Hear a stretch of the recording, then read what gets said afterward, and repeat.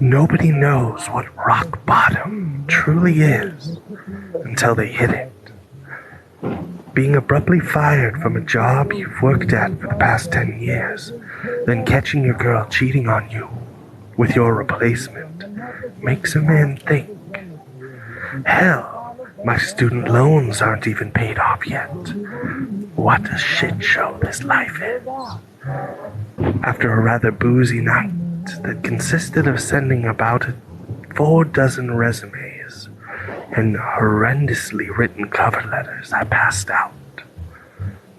When I woke up the next morning, I decided to at least try to make some money at home while waiting for an interview. At that moment, I thought that the best way to go about it was completing those internet surveys that yielded about $5 Subway gift cards and other stuff like that. After about an hour of answering questions, I didn't have any other marketable skills that could have yielded immediate income. It was either that or wasting the day away playing computer games. At least I wouldn't have to pay for food. I did these surveys for about 5 hours before nearly passing out. It was way more excruciating than I'd originally anticipated. At the end of those 5 hours, I'd accumulated about $45 in cash and gift cards. $9 an hour. Not like I was making much more than that before. I was about to close my laptop up for the day and head to the bar in an attempt to drown out my melancholy when I first saw it. It shouldn't have even been noticeable, but for one reason or another it was. At the bottom corner of the website that I was on existed a tiny, singular advertisement. Maybe it was the simplicity that got me. Plain black letters in a tacky font that read, "Surveys for cash," overlapped a completely white background. At least they were direct with the message. One more couldn't hurt, I thought. Might as well scrap together a little bit more booze money before heading out. I sat back down, clicked on the picture link, and prepared myself to grind through some more painstaking inquiries. The first few questions were simple enough. I guess they weren't really questions, but more data collection. My name, age, occupation. I thought it was kind of weird that they also asked me for my height and weight, but it wasn't unheard of. The first real question was a different story, though. I must have stared at it, eyes wide and mouth agape, for God knows how long. What the actual hell? In plain English, this is what popped up on my screen. How strong is your urge to currently look behind you? There were 5 options below, ranging from not at all to overwhelming. There was no feasible reason why I should have been afraid at that moment, but I was. I tightened my breathing, trying to make out any subtle noises behind me. There were none. After maybe about 5 minutes, I worked up the courage to look. There was nothing. I sighed in relief and scoffed at myself at the same time. This must have been some kind of joke. However, I decided to entertain it, answering neutral and clicking on to the next question. This is what it read. Why would you look behind you? I smirked, funny, before simply typing in, "I don't know," in the response box, and once again clicking next. This was the third question. You are on a plane.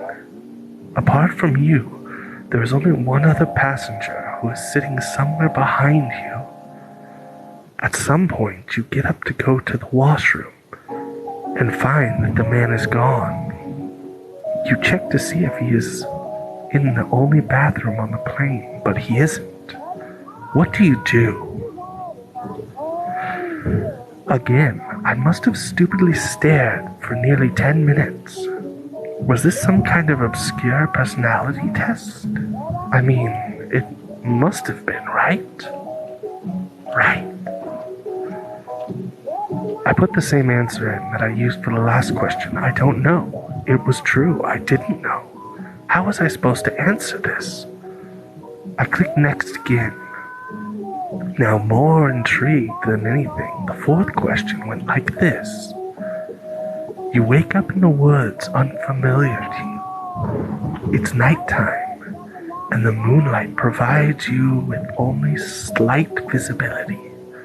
About 30 feet away from you, there is a small, dimly illuminated cabin. The door is open, and a smiling woman is motioning you to come in. Do you go? Explain why. This question wasn't necessarily weirder than the last one, so my conjecture that this was some kind of odd personality test was still feasible. I actually make an attempt to answer this one, something along the lines of going into the cabin because there's simply nowhere else to go. Once again, I click next. I probably shouldn't have. The question started getting really fucked up. They weren't too gory or explicit, anything like that. They were just stranger, weirder, more psychologically disturbing. If you're wondering why the hell I kept going, I can't really give you an explicit answer to that. I just felt like I had to. It was esoteric, creeping sensation that I can't quite explain away, but I never shake it. So I just went on. Some of the questions that stood out were, suppose that you wake up one night and find an elevator in your house. During every midnight after that, it opens up for 5 minutes, revealing an exact copy of yourself that gets progressively more injured as time goes on. Do you keep living like this, or do you enter the elevator once and end it all? And you're in a hotel room, but are awoken by a rapid knocking at your window. You peek through the blinds, seeing what appears to be a man missing both his eyes. He puts his mouth on the glass and tells you to kill the woman in the bathroom immediately. Do you listen to him? This was one of my least favorites. You are watching home videos with your mother. One of the tapes includes footage of her being murdered by a masked intruder. Your mother simply laughs at this footage without saying anything. In your opinion, is this cause for concern? In addition to this insanity-inducing stuff, there were some rather disconcerting events happening in real life as well. I received a knock at the door about 30 minutes in. I looked through my peephole to find a guy standing there, frantically shaking his head and mouthing no, while making direct eye contact with me. He looked terrified. Obviously, I didn't open up. I received about 10 phone calls from somebody named the Auditor on my caller ID. They left a message every time, but each one was just a different recording that consisted of somebody saying numbers through heavy static. Actually, it sounded more like screaming now that I think about it. About an hour into this thing, and I was on the verge of a mental breakdown. I was petrified of looking behind me, even though there was no indication that anything should have been there. I heard some soft scratching coming from my vent at one point, so I moved my couch over it. Eventually, I reached what appeared to be the end of the survey. However, it wasn't a question. It was a statement. Don't let them in. They're not to be trusted. Almost as if it were a cue, I heard more knocking at my door. About 5 seconds after reading this, as slowly and silently as I could, I moved over and looked through the peephole once again. It was a different person than the one I'd seen earlier.